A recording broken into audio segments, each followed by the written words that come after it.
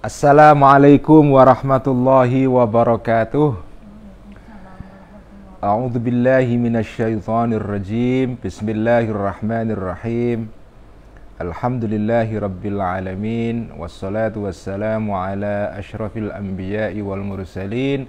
Sayyidina wa habibina wa maulana wa qurrati a'yunina Muhammadin wa ala alihi wa ashabihi wa man tabi'ahum bi ihsanin ila yaumiddin. Rabbi syrah li sadri wa yassir li amri wahlul 'uqdatam min lisani yafqahu qawli. Rabbi zidna ilma warzuqna fahma, amin ya rabbal alamin. Amma ba'du. Teman-teman semua, selamat datang kembali di ngaji online. Ini sudah lowong, sudah prei beberapa minggu karena saya pergi haji, dan alhamdulillah saya sudah kembali lagi dalam keadaan sehat walafiat. Ada agak sedikit batuk ya, tetapi alhamdulillah berkat doa semua santri online saya bisa menyelenggarakan semua ibadah haji manasiknya dengan lancar. Dan saya mendoakan di tanah suci baik di Makkah maupun di Madinah, semua santri online saya doakan semuanya. Dan mari kita mulai ngaji kembali malam ini. Semoga setelah ini tidak ada libur panjang lagi. Tetapi malam ini agak sedikit beda karena ada gangguan teknis. Belum bisa ngaji dengan tampilan seperti biasa karena alatnya lagi ada ada masalah, karena kemarin sedang dioprek-oprek oleh Pak Dimung Paryono, ditertibkan, tapi setelah ditertibkan malah nggak tertib ini. Setelah ditertibkan malah nggak tertib ini. Adminnya agak sedikit lupa karena sudah lama tidak ngaji, jadi malam ini belum bisa ngaji dengan tampilan seperti biasa. Jadi tampilan kembali ke tampilan yang jadul. Tampilan yang jadul. Jadi supaya kita tidak libur lama-lama, jadi kita mulai kembali ngaji Faisalut Tafriqah ya, kembali lagi malam ini.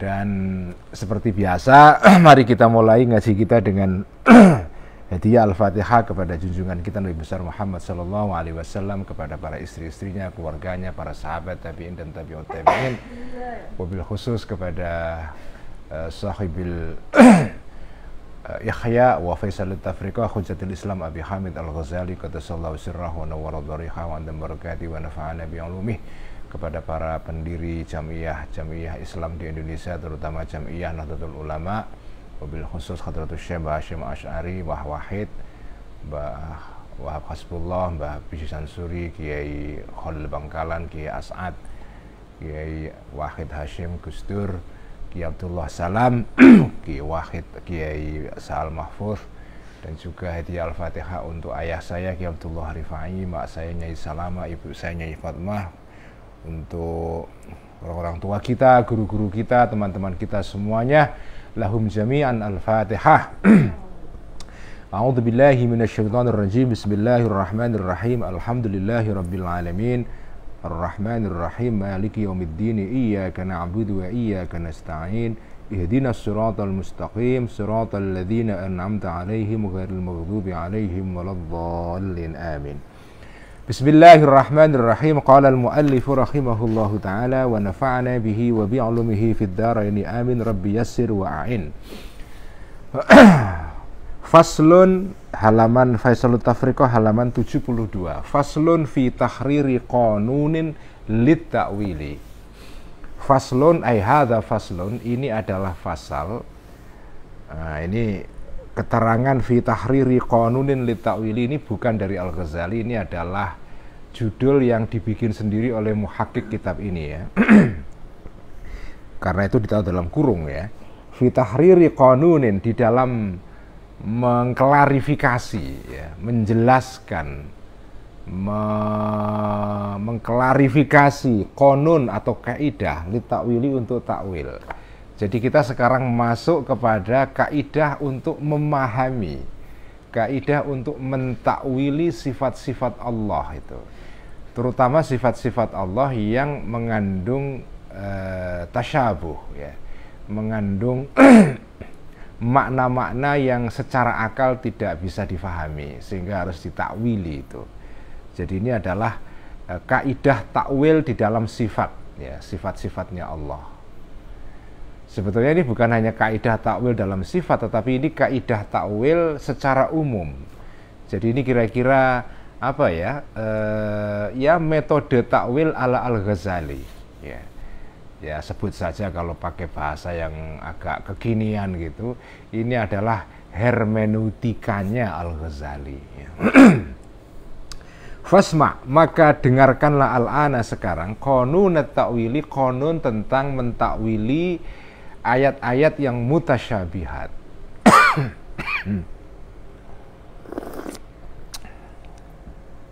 Faqad arafta, maka sungguh telah mengetahui engkau ittifaqal firaqi, sepakatnya, konsensusnya para kelompok-kelompok dalam Islam, firqah-firqah dalam Islam. Ada Asy'ariyah, ada Mu'tazilah, ada pengikut Imam Ahmad Ibnu Hanbal dan seterusnya, ya. Ala hadhihi darajati, terhadap derajat-derajat ini semua. Derajat mengenai tadi itu wujud itu, ya, al-khamsi yang 5, fit ta'wili, di dalam mentakwil. Jadi kemarin kita sudah membahas, mendengarkan penjelasan Al-Ghazali mengenai 5 tingkatan wujud. Ada wujud dzati, ada wujud hissi, khayali, akli, dan syabahi. 5 ini. Nah, karena itu ada 5 tingkatan di dalam memahami suatu pernyataan, statement di dalam agama, dalam hadis maupun Quran yang mengandung tadi itu keserupaan. Jadi Allah punya tangan. Nah, itu gimana? Masa Allah punya tangan? Kan Allah itu punya sifat yang disebut dengan mukhalafatun lil khawadithi. Allah tidak sama dengan makhluknya. Kalau Allah disebut punya tangan, berarti sama dengan makhluknya. Nggak mungkin. Pasti tangan di sini artinya bukan tangan dalam pengertian tangan zati. Kalau tidak tangan zati, lalu apa? Tangan hissi? Enggak juga. Tangan akli? Enggak juga. Lalu apa? Ya paling mungkin tangan khoyali tidak mungkin, paling tangan akli ataupun tangan yang bersifat syabahi. Jadi di sini ada 5 derajat di dalam mentakwil. Nah, ini semua kelompok di dalam Islam sepakat bahwa wujud itu kemarin ya dibagi 5 tingkatan itu. Dan karena itu dalam mentakwil sifat-sifat Allah ini juga ada 5 tingkatan ini. Semua sepakat. Yang tidak sepakat itu di dalam menentukan, ya, di dalam memastikan apakah sebuah ayat itu mustahil difahami secara akal atau tidak. Jadi kalau pakai bahasa usul fikihnya itu mereka itu semua sudah sepakat tentang takhrijul manatnya. Yang tidak sepakat adalah tahqiqul manatnya di dalam aplikasinya, ya. Kaidahnya ada 5 tingkatan sepakat, tetapi ketika diaplikasikan di dalam misalnya ayat atau hadis tertentu, ya, bagi misalnya kelompok Hambali, oh enggak, ya, ayat ini atau hadis ini maknanya tidak mutasyabihat, bisa kita pahami secara apa adanya, tidak perlu menggunakan takwil-takwil seperti ini. Nah, di situ. Tetapi bahwa ada 5 tingkatan wujud, bahwa ada 5 tingkatan takwil, itu semua sepakat. Yang tidak sepakat adalah tahqiqul manatnya, yaitu bagaimana mengaplikasikan kaidah tadi itu di dalam kasus yang konkret itu. Ya, itu masalahnya memang. Masalahnya di situ.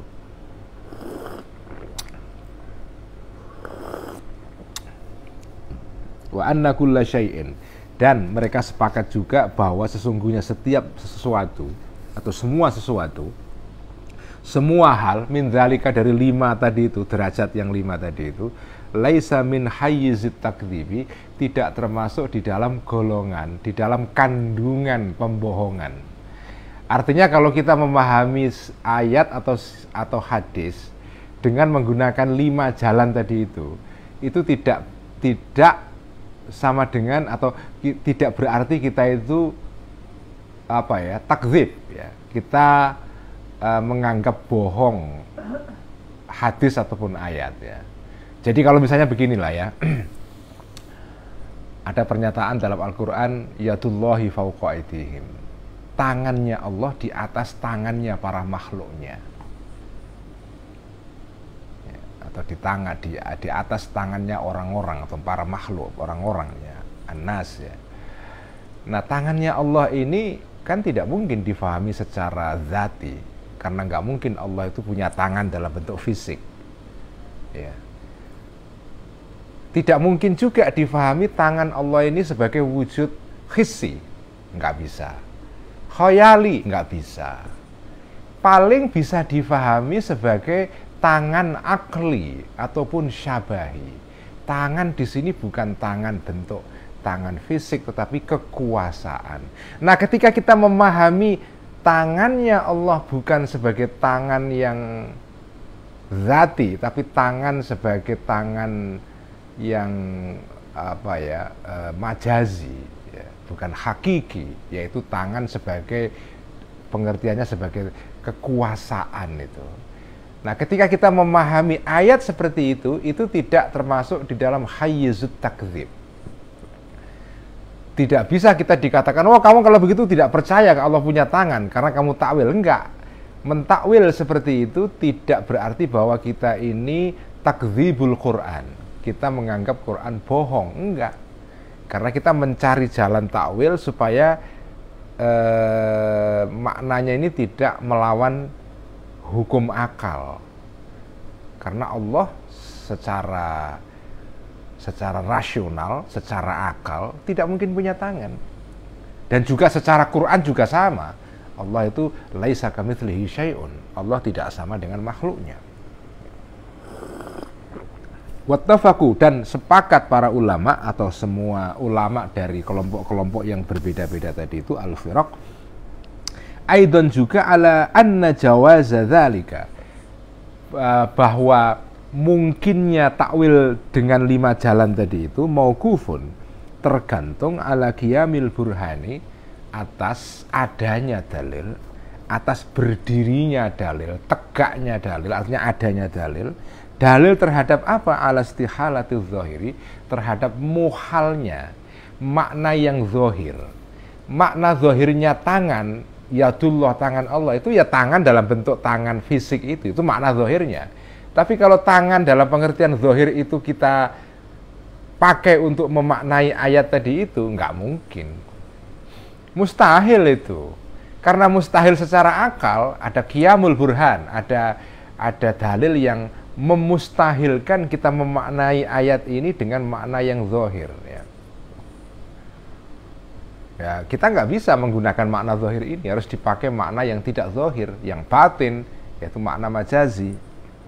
Semua sepakat ya, semua sepakat. Wa zahiru, dan makna zahir al-awwalu yang tingkat pertama ya, itu adalah al-wujudu dzati, wujud dzati. Ketika kita mengatakan ada orang menyebut tangan, itu kan makna denotatif ya, makna yang langsung meloncat ke pikiran kita ya. Begitu kita mendengar kata tangan, ya tangan ini, tangan sebagai wujud zati, ada wujudnya ini loh, ada jemblegernya ini namanya wujud zati. Jadi makna yang zahir tingkat pertama, begitu orang mendengar sebuah kata langsung meloncat ke pikirannya secara spontan, itulah namanya makna zahir. Nah, makna zahir yang tingkat pertama adalah al-wujudu dzati. Ketika kita menyebut kata misalnya batu ya, batu yang dalam ada bentuknya batu itu. Ketika kita menyebut kata batu, langsung yang tergambar dalam pikiran kita makna batu ya makna zahirnya, yaitu batu seperti di sungai itu. Tetapi ketika kita mengatakan orang itu kepala batu, Orang itu wow, dinasehati nggak mau, kepala batu dia. Nah, itu kan tidak mungkin memaknai kepala batu di sini artinya orang itu tiba-tiba kepalanya berubah jadi batu, kan nggak mungkin. Secara akal tidak mungkin dimaknai begitu. Ada qiyamul burhan ala istihalatiz zahir. Ada dalil rasional ya yang menganggap nggak mungkin kepala batu di sini dimaknai dengan makna yang denotatif, makna tingkat pertama. Jadi kita harus pindah ke makna tingkat kedua, ketiga, keempat atau kelima. Jadi kalau sebuah statement bisa dimaknai dengan makna tingkat pertama, ya sudah kita maknai pada tingkat pertama. Fa'innahu, karena sesungguhnya keadaan berikut ini, dhamir sya'an, idza sabata, ketika terkonfirmasi makna zahir pertama ini, maka tadhammana, maka akan menyimpan, akan mengandung makna yang pertama ini, zahir awal, al-jami'ah segalanya. Makna-makna yang lain ngikut itu. Jadi kalau makna yang pertama itu bisa kita pakai, ya, maka makna-makna berikutnya itu ya otomatis bisa kita pakai. Tetapi kalau makna pertama tidak bisa kita pakai, kita bisa hanya pakai makna kedua, ketiga, keempat. Belum tentu makna yang pertama bisa kita pakai. Contohnya misalnya kata batu. Begitu kata batu itu kita maknai batu di sini maknanya batu ya batu-batu itu yang ada di sungai itu atau di gunung itu. Nah, begitu kata batu itu bisa kita maknai pada tingkat pertama, itu otomatis makna tingkat kedua, ketiga, keempat, kelima ngikut saja. Jadi kata batu di sini bisa jenengan pakai untuk makna kedua, wujud khoyali, wujud hissi, wujud akli, wujud syabahi, bisa semua. Tetapi kalau misalnya sebuah kata itu hanya mungkin dimaknai pada tingkat kedua, ketiga, atau keempat, maka makna yang sebelumnya tidak bisa kita pakai untuk itu. Misalnya kata orang itu kepala batu. Kepala batu di sini tidak mungkin kita maknai dalam pengertian makna pertama itu batu sungai, enggak. Batu di sini artinya adalah orang ini pekok, ya. Orang ini kekeh, tidak mau berubah pendapatnya, kepala batu. Nah, berarti di sini kita memakai makna batu dalam pengertian makna yang keempat, makna akli itu. Nah, karena kita memakai makna keempat, maka istilah kepala batu di sini tidak mungkin kita maknai menggunakan makna yang tingkat pertama. Misalnya kita maknai sebagai batu sungai, nggak bisa. Tetapi kalau sebuah kata bisa kita maknai pada tingkat pertama, maka yang lain ngikut semua itu ya. Fa in ta'adzara, maka jika sulit makna yang pertama tadi itu az-zahirul awal, nggak mungkin karena nggak masuk akal, maka fal wujudul hissi. Jadi ini urut-urutannya. Jadi jenengan itu kalau mau memaknai sebuah ayat atau hadis yang mengandung tadi itu kesulitan secara rasional, kalau dimaknai apa adanya, jenengan tes dulu, makna pertama bisa nggak? Kalau nggak bisa, ya turun kedua, yaitu wujud hissi. Wujud hissi nggak bisa, turun ke wujud ketiga, yaitu wujud khayali. Nggak bisa, wujud akli. Nggak bisa lagi, wujud syabahi. Begitulah, ini kaidah takwil menurut Al-Ghazali ini. Jadi kalau sulit menggunakan makna pertama, az-zahirul awal, fal wujudul hissi. Maka menggunakan al-wujud al-hissi. Inilah protapnya, ya, SOP-nya lah ya. Jadi standar untuk mengoperasikan makna itu dengan cara seperti ini. Jadi urut-urutannya begitu, sistematis itu. Fa'innahu, maka sesungguhnya keadaan berikut ini insabata, jika terkonfirmasi makna yang kedua yaitu al-wujudul hissi, maka otomatis tadhammana akan mengandung al-wujudul hissi makna-makna ba'dahu yang setelah wujud hissi, makna ketiga, keempat, kelima. Begitu juga fa in ta'adzara, maka jika sulit makna yang kedua yaitu al-wujudul hissi, maka fal wujudul khayali, maka turun ke makna tingkat ketiga yaitu wujud khayali. Awil akli, atau wujud yang bersifat akli. Fa in ta'adzara, maka jika susah makna yang keempat ini al-wujudul akli, maka fal-wujudus syabahi, maka kita menggunakan makna yaitu wujud syabahi. Al-majaziyu yang bersifat majazi atau metaforis ya.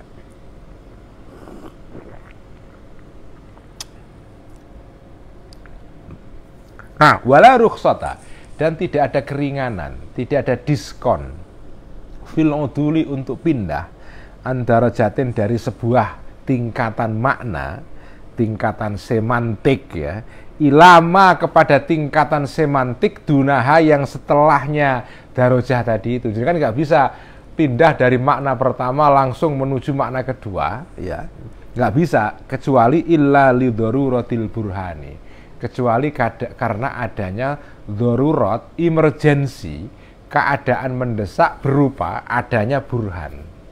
Jadi ini apa itu idhofah lil bayan ya. Jadi darurah hiya al burhan ya. Jadi darurat berupa dalil akal yang memustahilkan jenengan menggunakan makna pertama atau kedua, sehingga Anda harus turun ke makna berikutnya itu ya. Inilah kaidah takwil ya. Ini kan ngajari kita untuk berpikir logis ini kan. Ya. Jadi ya sebetulnya ini kan sudah kita praktekkan sehari-hari. Dalam penggunaan bahasa sehari-hari itu tidak usah diajari seperti ini, sebetulnya kita tahu sudah. Ya. Cuma kan kadang-kadang dalam memaknai sifat-sifat Allah itu kan ada perdebatan di antara para kelompok-kelompok dalam Islam, sehingga ada kelompok yang kekeh menggunakan makna literal harafiah ya, ada kelompok yang tidak mau menggunakan makna harafiah karena kalau dimaknai secara harafiah nggak masuk akal ya. Itu sudah kita praktekkan dalam kehidupan sehari-hari. Misalnya kita mengatakan ibu kota, Jakarta adalah ibu kotanya Indonesia. Ya kan nggak mungkin kata ibu kota itu, istilah ibu di sini kan tidak mungkin kita maknai ibu dalam pengertian wujud zati, yaitu ibu berupa mak, orang yang melahirkan kita, itu kan tidak bisa. Karena tidak mungkin dimaknai dengan makna tingkat pertama, ya kita pindah ke makna tingkat kedua, yaitu makna yang bersifat majazi, bersifat metaforis kan. Itu sudah kita praktekkan kok ya. Karena Allah itu tidak mungkin punya tangan. Karena itu pernyataan Allah itu yadullah itu nggak mungkin maknanya itu tangan Allah dalam pengertian wujud zati. Jadi kita harus pindah ke makna kedua, yaitu wujud dites, wujud hissi. Wujud hissi juga nggak mungkin. Ya, wujud hissi itu kan contohnya kemarin dalam kitab Faisal disebutkan ada orang mimpi melihat misalnya kota Mekah, karena habis haji pulang ke Indonesia masih ketok-ketokan. Mimpi sampai ke bawah mimpi masih lihat Mekah itu. Ketika tidur itu melihat Mekah beneran.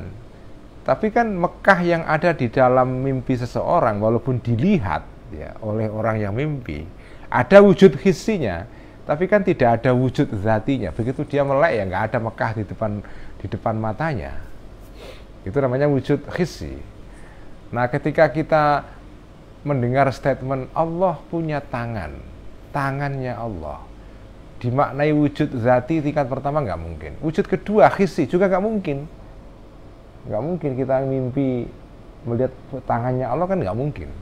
Allah nggak mungkin punya tangan. Kita sebut misalnya Allah itu punya tangan dalam pengertian wujud khoyali juga nggak bisa. Wujud khoyali itu wujud di dalam memori ya. Jenengan pernah melihat Bali ya, terus pulang ke rumah masih ketok-ketokan Bali, bukan mimpi ini ya, di dalam memori, dalam bayangan kita ada kota Bali. Nah, wujud di dalam bayangan itu namanya wujud khoyali. Nah, kan kita nggak mungkin juga membayangkan secara khoyali Allah punya tangan, nggak bisa juga.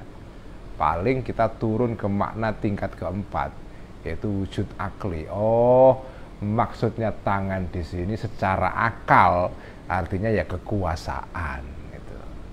Jadi di sini kita memaknai tangan di dalam tingkatan keempat itu atau kelima, yaitu syabahi.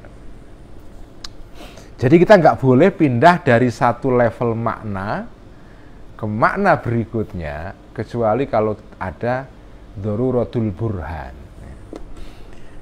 Fayarji'u, maka kembalilah al-ikhtilafu, perbedaan di antara kelompok-kelompok dalam Islam, firqah-firqah dalam Islam, kembalinya alat tahqiqi, secara tahqiq, secara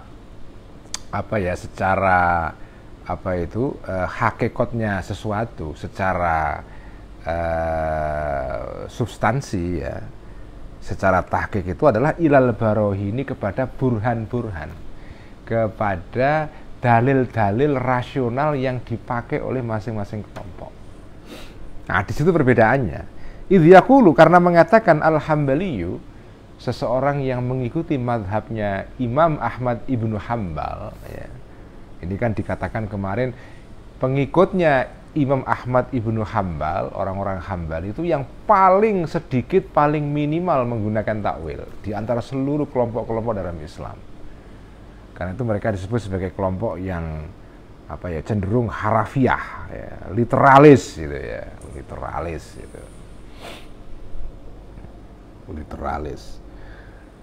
Karena mereka paling minimal. Nah, kelompok paling banyak menggunakan takwil itu Mu'tazilah. Ya. Kelompok Asy'ariyah, yaitu kelompoknya kita orang-orang NU ini kan Asy'ariyah ini ya, itu tengah-tengah, ya, moderat itu. Jadi kita ini tidak terlalu kikir atau pelit dalam takwil, tapi juga nggak terlalu royal. Kalau Mu'tazilah itu royal takwil. Kalau kelompok Hambali, kelompok Salafi, Wahabi itu pelit takwil itu. Mereka kalau bisa dibatasi seminimal mungkin takwil itu.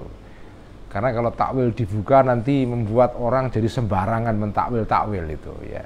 Ya ada bagusnya juga sih. Jadi ada kelompok Mu'tazilah itu sebagai kelompok Hanabilah ya, kelompok Hambali itu ya semua ada fungsinya lah ya.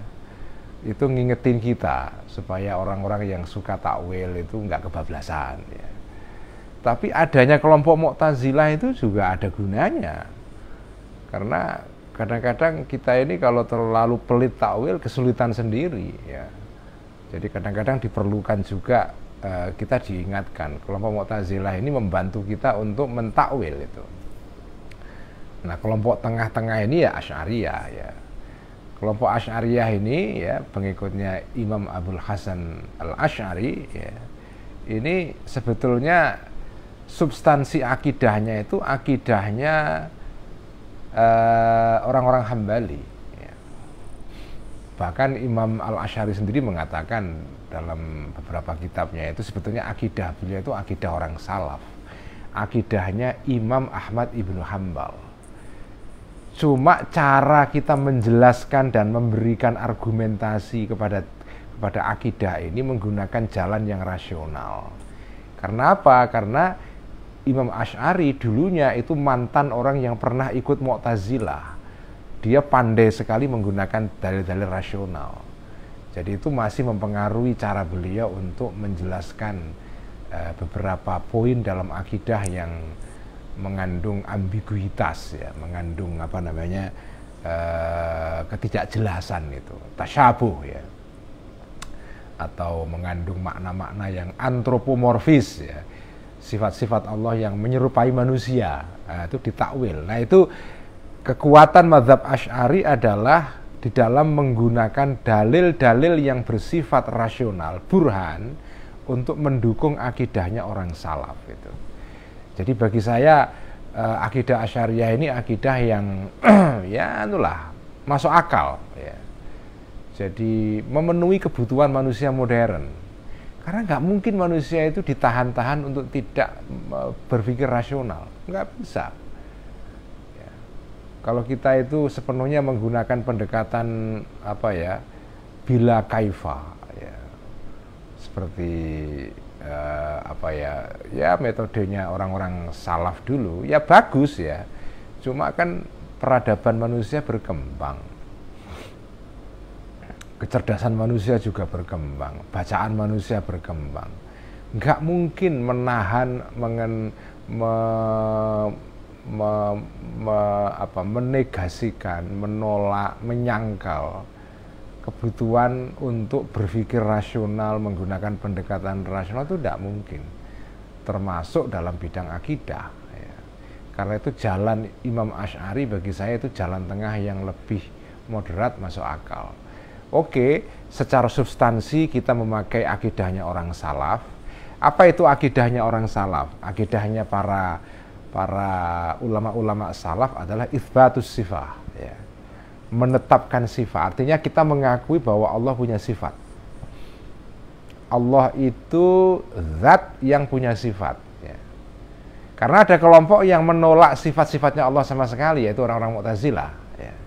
Mereka disebut sebagai kelompok yang nufatus sifat ya. Mengingkari adanya sifat-sifat Allah. Nah, Imam Asy'ari dan para pengikutnya yang disebut dengan kelompok Asy'ariyah itu mereka mengikuti mazhabnya ulama salaf, yaitu itsbatus sifat ya, mengakui adanya sifat-sifat bagi Allah, tetapi cara menjelaskan sifat ini menggunakan dalil yang rasional. Jadi substansinya itu adalah salaf, metodenya metode modern atau metode mutaakhirin, metode orang-orang khalaf ya. Ya seperti jargonnya NU itu loh, al-muhafadzah 'alal qadimis shalih wal akhdhu bil jadidil aslah ya. Jadi mempertahankan yang lama yang baik tetapi tidak menolak kebaharuan ya. Dan saya kira itu yang paling masuk akal memang ya. Kalau kita menolak yang baru sama sekali, menolak modernitas total ya nggak mungkin. Tetapi menerima modernitas secara penuh ya, tanpa filter ya nggak mungkin. Yang paling mungkin apa ya, tengah-tengah ya, tengah-tengah itu.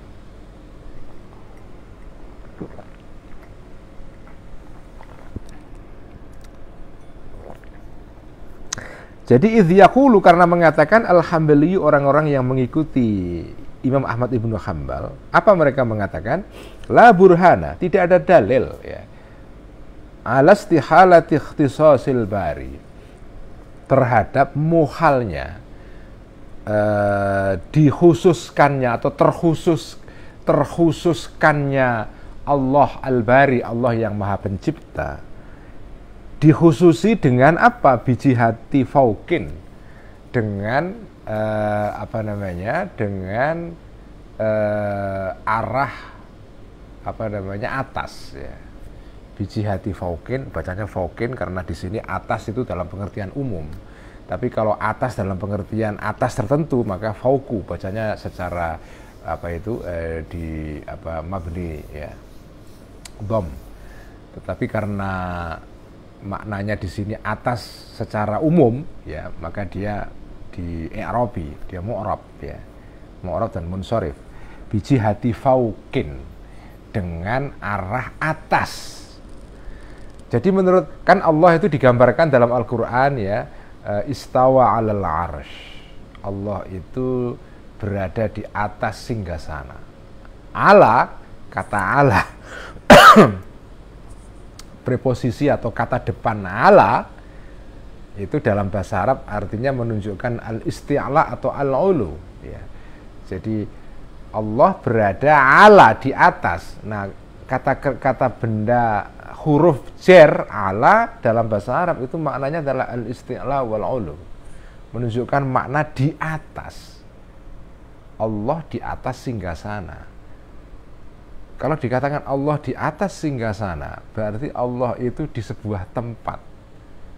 Kalau Allah di sebuah tempat, berarti ini kalau menggunakan dalil akal ya. Ini pemahamannya kaum Asy'ariyah, pengikut mazhab Asy'ari. Kalau Allah dikatakan di atas singgasana, berarti Allah di sebuah tempat. Artinya Allah di sebuah tempat, yaitu atas. Kalau Allah itu di sebuah tempat, berarti dia berupa jisim, berupa badan.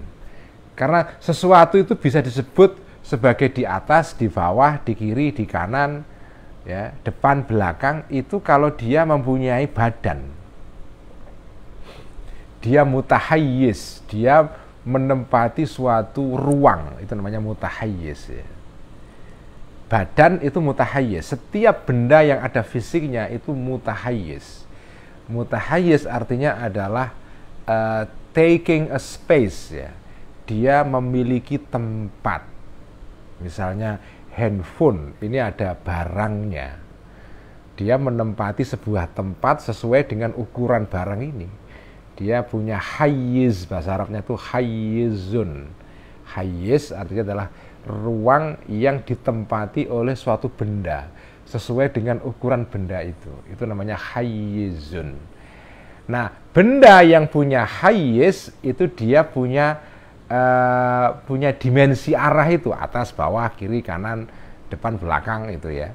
Jadi kalau Allah itu disebut di atas singgasana, berarti dia itu punya jisim. Itu kalau dimaknai secara harafiah, ya. Makna pertama. Jadi makna pertamanya Allah di atas itu adalah sesuatu yang di atas itu adalah dia punya jisim, dia punya wujud fisikal, wujud berupa barang fisik. Itu makna Allah pada tingkat pertama. Nah, makna seperti ini menurut mazhab Asy'ari nggak mungkin. Karena itu istawa alal arsy tidak boleh dimaknai secara harafiah, itu maksudnya. Karena itu harus turun ke makna tingkat berikutnya, ditakwili. Itu kalau menurut mazhab Asy'ari. Tetapi kalau mazhab Hambali enggak perlu ditakwili, karena istilah Allah di atas singgasana itu ya bisa kita maknai, bisa kita pahami apa adanya, enggak usah ditakwili. Itu kalau menurut mazhab Hambali. Karena itu mazhab Hambali mengatakan tidak usah mentakwili ayat istawa alal arsy, Allah di atas apa itu singgasana itu, ya. Ini mungkin bagi orang-orang sekarang agak aneh, ngapain bicara sifat-sifat Allah sih, ya? Apa gunanya itu? Apa gunanya? Ya menurut saya penting, karena kita ini makhluknya Allah. Allah itu Tuhan kita yang kita sembah. Jadi kita harus mengenal siapa itu Allah. Nah, salah satu jalan untuk mengenal Allah itu melalui 3 jalan, ya. Cara kita berkenalan dengan Allah itu melalui 3 jalan. Pertama adalah melalui nama-nama Allah, asmaullah. Itu tingkat pertama. Jadi kita mengenal Allah melalui nama-namanya. Dan nama itu melambangkan sifat-sifat juga sebetulnya. Yang kedua melalui sifat-sifatnya. Jadi sifatullah. Yang terakhir melalui tindakan-tindakan Allah di alam raya ini, af'alullah. Karena itu asmaullah, sifatullah, af'alullah itu penting sekali kita hayati sebagai seorang muslim. Jenengan harus mengerti makna-makna asmaullah, minimal nama-nama Allah yang 99. Jadi Al-Ghazali itu punya kitab khusus tentang syarah al-asmaul husna, al-maqsadul asna fi syarhi asma'illahil husna. Insyaallah nanti suatu saat saya baca itu, risalah Al-Ghazali mengenai menerangkan mengenai sifat-sifat Allah atau asmaullah, nama-nama Allah, ya. Harus kenal jenengan. Kita nyembah Allah kok nggak kenal Allah gimana? Kita harus kenal nama Allah, mengenal sifat-sifatnya Allah, dan mengenal tindakan-tindakannya Allah. Segala hal yang ada di alam raya ini adalah akibat dari tindakan Allah. Nah, itu harus kita pahami itu, ya. Itu diterangkan nanti di dalam kitabnya Al-Ghazali yang paling sederhana adalah Al-Arba'in fi Usuluddin, ya. Tentang akidah itu insya Allah nanti juga akan saya baca. Al-Ghazali itu punya 3 kitab tentang akidah ini. Al-Arba'in fi Usuluddin, Al-Iqtisad fil I'tiqad, kemudian yang ketiga adalah kitabnya judulnya adalah saya lupa, ya. Ada 3 kitab dalam bidang akidah itu.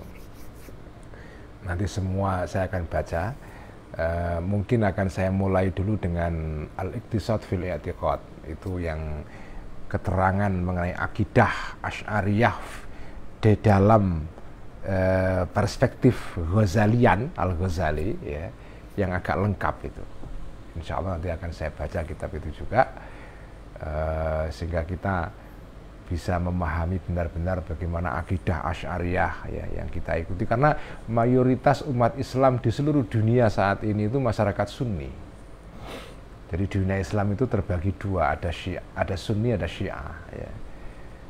Nah, masyarakat Sunni sebagian besar, mayoritas itu adalah mengikuti akidahnya Imam Abul Hasan Al-Asy'ari ya. Meskipun jenengan ini tidak Pak sadar ya, aku nggak pernah mengikuti Asy'ariyah kok, ya jangan nggak tahu aja, tapi sebetulnya jenengan itu mewarisi akidah yang diterangkan oleh guru-guru sampean, orang tua itu ya Asy'ariyah, akidah yang jenengan terima dari orang tua itu Asy'ariyah ya. Nah, ada masyarakat Sunni atau umat Muslim Sunni yang tidak mengikuti mazhab Asy'ariyah, misalnya teman-teman Muhammadiyah ya, itu tidak mengikuti mazhab Asy'ariyah ya. Kemudian teman-teman Salafi itu tidak mengikuti mazhab Asy'ariyah. Ya enggak apa-apa, kan tidak wajib mengikuti mazhab Asy'ariyah. Cuma secara faktual, de facto, mayoritas umat Islam di dunia saat ini itu Sunni Asy'ari. Ya, jadi kalau kita petakan gitu umat Islam sekarang ini, Sunni Syiah ya. Syiah minoritas ya, minoritas. Sebagian besar mereka ada di Iran, ada di sebagian negara-negara Teluk seperti Saudi, Bahrain ya, juga Kuwait, Emirat Arab, itu masih banyak Syiahnya. Kemudian di Irak juga banyak ya. Nah, tapi sebagian besar umat Islam itu adalah umat Islam Sunni. Nah, yang Sunni itu terbagi dua secara garis besar ya.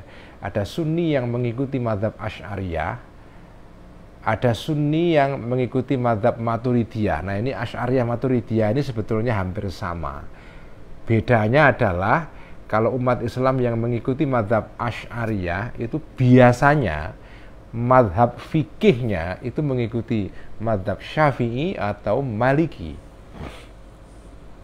Makanya umat Islam di Asia Tenggara yang mengikuti mazhab Syafi'i itu sebagian besar atau semuanya mengikuti akidah Asy'ariyah. Indonesia, Singapura, Thailand Selatan, Filipina Selatan, Brunei, sebagian Singapura ya, itu semua adalah ya pengikut akidah Asy'ariyah atau mengikuti mazhab Maliki ya.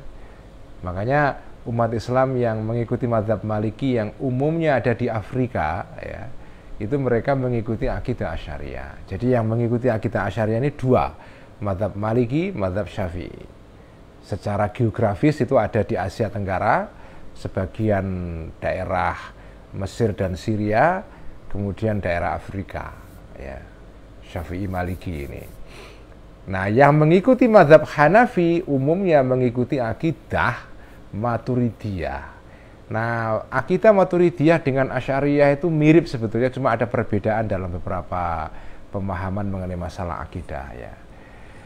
Nah, di luar akidah Asy'ariyah Maturidiyah ada umat Sunni yang mengikuti akidah yang disebut dengan akidatus salaf ya. Akidah salaf. Nah, kalau sekarang itu diikuti oleh teman-teman Wahabi ya. Sebagian teman-teman Muhammadiyah mengikuti ini. Nah, ini minoritas ya. Yang mayoritas adalah Asy'ariyah Maturidiyah ya. Kenapa sih kok umat Islam kok beda-beda? Ya tidak apa-apa, beda kenapa? Wong itu sunnatullah kok. Kenapa tidak satu saja ikut Quran dan hadis? Ya semua mengikuti Quran dan hadis. Dikira kalau mengikuti Asy'ariyah tidak mengikuti Quran dan hadis. Semua umat Islam itu mengikuti Quran dan hadis. Tetapi mengikuti Quran dan hadis itu tidak menjamin semua orang Islam bersatu pemahamannya. Dan itu sunnatullah ya. Dan Allah itu memang ya menciptakan manusia berbeda-beda pandangannya. Qurannya sama, nabinya sama, sholatnya juga sama, kiblatnya sama. Tetapi memahami Quran dan hadis beda. Ya enggak apa-apa. Wong kebutuhan masing-masing negara itu beda-beda kok, konteks berbeda-beda. Jadi kepemahaman beda ya enggak apa-apa. Kenapa enggak jadi satu saja? Qurannya satu, enggak bisa. Enggak pernah ada dalam sejarah. Jadi wong sejak zaman Kanjeng Nabi sendiri itu sudah ada perbedaan. Dan Nabi sendiri oke-oke saja. Jadi perbedaan itu oke. Dalam akidah ada perbedaan, dalam masalah fikih ada perbedaan. Yang penting cara kita menyikapi perbedaan. Nah, menyikapi perbedaan itu ya harus dengan kesadaran ini semua adalah rahmat. Jangan dijadikan sebagai alat untuk saling bentrok. Karena itu kita Faisalut Tafriqah ini, saudara-saudara, ya, semangatnya itu adalah semangat membangun persaudaraan antar umat Islam. Ukhuwah Islamiyah. Caranya dengan tidak mudah mengkafir-kafirkan orang yang berbeda. Karena begitu kita mengkafir-kafirkan orang yang berbeda pandangan dengan kita, yang terjadi bukan ukhuwah Islamiyah, bukan persaudaraan Islam, tapi percekcokan antar umat Islam. Dan persaudaraan itu bukan artinya harus sepakat, enggak. Karena kalau bersaudara dengan orang yang sepakat dengan kita itu mudah.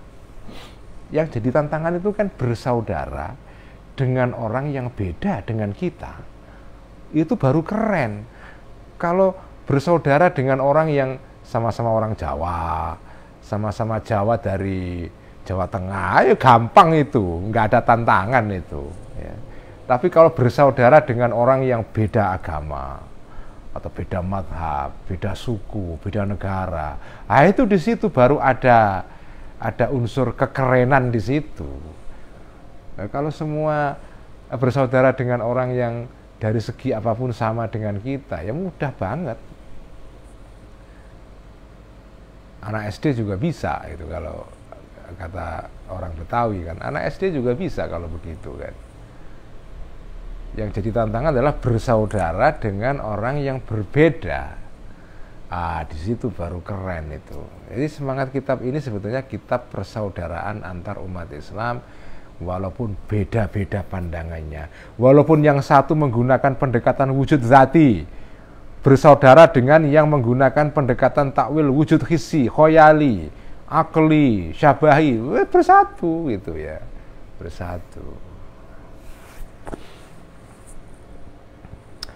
Jadi kata Hambali, kata mazhab Hambali, enggak apa-apa. Allah di atas arasy itu enggak perlu ditakwili. Karena secara akal enggak mustahil. Itu kalau mazhab Hambali, karena itu enggak perlu takwil. Tetapi wayakul dan berkata al-Asy'ariyu, orang yang mengikuti mazhab Imam Asy'ari ya, la burhana ala istihalatir ru'yati. Sama. Kelompok Asy'ariyah mengatakan la burhana, tidak ada dalil akal, dalil rasional itu maujud ya. Alastihalati ar-ru'yati, yang menunjukkan kemustahilan melihat Allah. Karena dalam pandangan mazhab Asy'ariyah, Allah itu bisa dilihat nanti di akhirat. Dalilnya apa? Pertama dalil Quran ya. Wujuhun yauma idzin nadhirah ila rabbiha nadhirah. Nanti di hari kiamat wajah-wajahnya orang-orang yang jiwa-jiwa yang baik, yang beramal soleh, itu mereka nanti diberikan kenikmatan yang luar biasa, yaitu bisa melihat Tuhan. Nah, kaum Mu'tazilah mengatakan tidak mungkin. Karena itu ayat yang menunjukkan bahwa manusia bisa melihat Allah nanti di akhirat harus ditakwili. Karena secara akal tidak mungkin terjadi itu. Tetapi mazhab Asy'ari mengatakan enggak. Tidak ada dalil akal yang memustahilkan Allah bisa dilihat. Bisa dilihat secara akal, tapi nanti di akhirat itu ya. Itu kalau mazhab Asy'ari. Karena itu ayat tadi itu dalam surat Al-Qiyamah, wujuhun yauma idzin nadhirah ila rabbiha nadhirah, wajah-wajah manusia yang baik bisa melihat Allah, ini tidak perlu ditakwili. Cukup menggunakan makna tingkat pertama. Tidak perlu menggunakan makna tingkat kedua, ketiga, keempat, kelima. Itu kalau kata mazhab Asy'ari. Jadi masing-masing kelompok ini beda-beda pendapat soal adanya dalil akal yang menganggap ini ayat tertentu atau hadis tertentu ini mustahil difahami secara akal gitu aja. Tapi bahwa kalau suatu ayat itu bisa dibuktikan secara dalil akal, tidak mungkin dipahami secara harafiah, itu mereka semua sepakat harus ditakwili. Ya. Cuma takwilnya ini proporsinya berapa persen, nah itu yang beda-beda. Kalau kelompok Hambali itu mereka meminimalisir sekali. Nah iso itu tanpa takwil, ya. Sonder takwil sama sekali, itu kalau madzhab Hambali. Makanya madzhab Hambali seperti diterangkan dalam bagian sebelumnya, mereka hanya mentakwili itu dalam 3 hadis saja. Jadi jelaskan sebelumnya apa itu 3 hadis. Selebihnya tidak perlu takwil. Tapi kalau madzhab Mu'tazilah semua ditakwil. Jadi Mu'tazilah ini royal dengan takwil. Madzhab Asy'ari tidak seroyal Mu'tazilah, tapi juga tidak sepelit madzhab Hambali.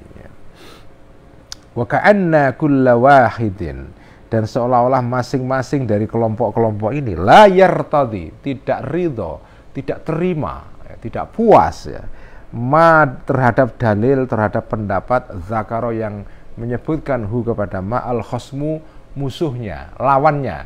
Jadi al-khosm itu dalam bahasa Arab itu ada istilah yang agak mirip-mirip, al-khosmu al-aduwu. Jadi lawan debat itu tidak musuh. Ya, musuh debat itu bukan, karena bahasa Arabnya lawan debat itu al-khosmu, lawan. Ya. Tapi bukan musuh, ya debat biasa, mereka bukan musuh, mereka lawan atau partner dalam berdebat itu, yaitu namanya al-khosmu. Jadi masing-masing kelompok ini tidak puas atau tidak setuju dengan apa yang dikemukakan oleh al-khosmu, oleh kelompok di seberangnya, yaitu lawannya ya. Jadi lawan debat itu bukan musuh, bukan aduun. Bahasa Arab itu ada 2 istilah, khosmun, aduun ya. Lawan debat itu bukan aduun, bukan musuh, tetapi bukan enemy ya, tetapi khosmun, opponent, lawan debat itu ya. Wala yara, dan tidak melihat ya, kulla wahidin hu kepada ma dzakarahul khosmu, dalilan sebagai dalil qati'an yang pasti ya. Nah, ini sekarang punchline-nya, kesimpulannya, wa kaifa ma kana, dan bagaimanapun ada sesuatu, wa kaifa ma kana ay kanal amru ya. Di sini kananya kana tam, tidak ada khobarnya. Wa kaifa ma kana, dan bagaimanapun ada suatu perkara, fala yambagi, ala kulli hal, kira-kira gitu. Anyway, fala yambagi, tidak seyogianya an yukaffira, mengkafirkan kullu farikin, setiap kelompok, khosmahu, kepada lawannya farik. Beda pendapat boleh saja, tapi nggak usah mengkafirkan. Bi an yaro, dengan cara menganggap ya, kullu farik hu kepada khosmahu, ghaliton, salah, fil burhani, di dalam mengemukakan burhan atau dalil. Makanya semangat kita Faisalut Tafriqah adalah mengajak kita untuk saling menghargai perbedaan. Ini kitab toleransi ya. Toleransi internal di antara kelompok-kelompok dalam Islam. Semangat kitab ini persis seperti statement dan pernyataan Hadratus Syekh Mbah Hasyim Asy'ari di dalam Muqaddimah Qanun Asasi ya. Di dalam Muqaddimah Qanun Asasinya Nahdlatul Ulama itu Mbah Hasyim menulis khutbah yang agak panjang ya, yang semangat dasarnya adalah mengajak semua umat Islam apapun mazhab dan kelompoknya untuk bersatu gitu ya. Itulah semangat pendiri NU itu, sejajar, klop, searah, sebangun dengan kitab Faisalut Tafriqah Bainal Islam wa Zandaqah. Karena ini Al-Ghazali ini ya kiblatnya NU ya, kiblatnya NU. Sekian ngaji Faisalut Tafriqah malam ini, dan seperti biasa mari kita tutup dengan bacaan sholawat Tibbil Qulub. Allahumma salli ala sayyidina Muhammadin tibbil qulubi ودوائها وعافية الأبدان وشفائها ونور الأبصار وضيائها وعلى آله وصحبه وسلم. اللهم صل على سيدنا محمد طب القلوب ودوائها وعافية الأبدان وشفائها الأبصار وضيائها وعلى آله وصحبه وسلم. اللهم صل على سيدنا محمد طب القلوب ودوائها وعافية الأبدان وشفائها ونور الأبصار وضيائها وعلى آله وصحبه وسلم. Oh ya, ini karena masih dalam suasana pulang haji ya, ada yang minta doa ya. Mari kita sebelum tutupan ngaji Faisal berdoa bersama.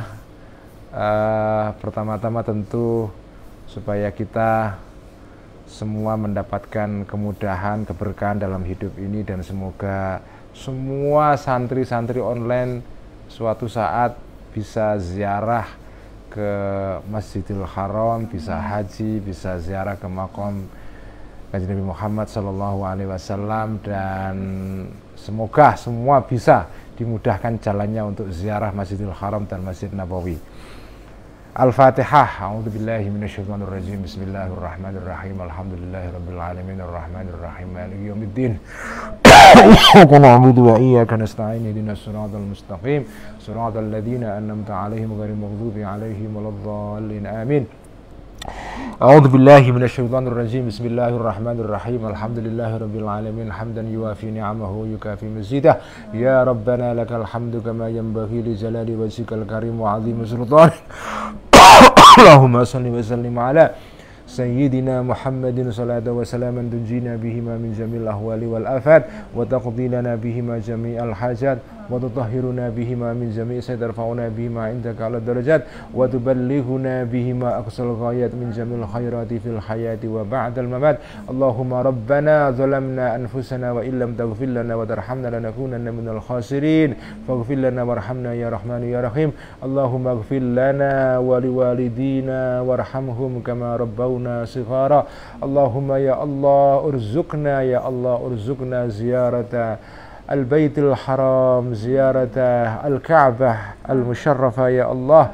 Allahumma rizukna ziyarata Nabiyyika Muhammadin sallallahu alaihi wasallam. Allahumma rizukna hajjan mabruran wa sa'yan mashkuran wa dhanban maghfuran wa tijatan lan tabur. Allahumma ya Allah barik lana fi ahlina wa auladina wa azwajina wa abaina wa ummahatina wa masyayikhina wa barik lana fi ulumina wa buyutina wa biladina wa umaraina ya Allah wa salatinina ya Allah birahmatika ya arhamar rahimin. Allahumma la tada'lana fi majlisina hadha dhanban illa ghafartah wa la hamman illa farajtah wa la aiban illa satarta wa la maridan illa syafaitah wa la jahilan illa 'allamta wa la faqiran illa aghnayta wa la hasada min hawaizid dunya wal akhirati illa qadaitaha ya Allah wa yasarta ya arhamar rahimin. Allahumma ij'al dhurriyyatana min ahlil hikmati wal imani was salah. Allahumma ij'al dhurriyyatana min ahlil imani wal والحكمة والتقوى والصلاة اللهم اجعل ذريتنا من أهل العلم والحكمة والتقوى والصلاة اللهم أصلح لنا ديننا الذي وعصمة أمرنا وأصلح ديننا التي فيها معاشنا واجعل الحياة زيادة لنا في كل خير واجعل الموت راحة لنا من كل شر اللهم أرنا الحق حقا وارزقنا اتباعه وأرنا الباطل باطلا وارزقنا اجتنابه اللهم ارزقنا علما نافعا ورزقا طيبا وعملا متقبلا ربنا هب لنا من أزواجنا وذرياتنا قرة أعين واجعلنا للمتقين إماما ربنا آتنا في الدنيا حسنة وفي الآخرة حسنة وقنا عذاب النار رب اختم لنا بخاتمة سعادة أجمعين صلى الله على سيدنا محمد وعلى آله وصحبه أجمعين سبحان ربك رب العزة عما يصفون والسلام على المرسلين والحمد لله رب العالمين wassalamualaikum warahmatullahi wabarakatuh. Waalaikumsalam warahmatullahi wabarakatuh. Terima kasih teman-teman semua yang sudah ikut ngaji.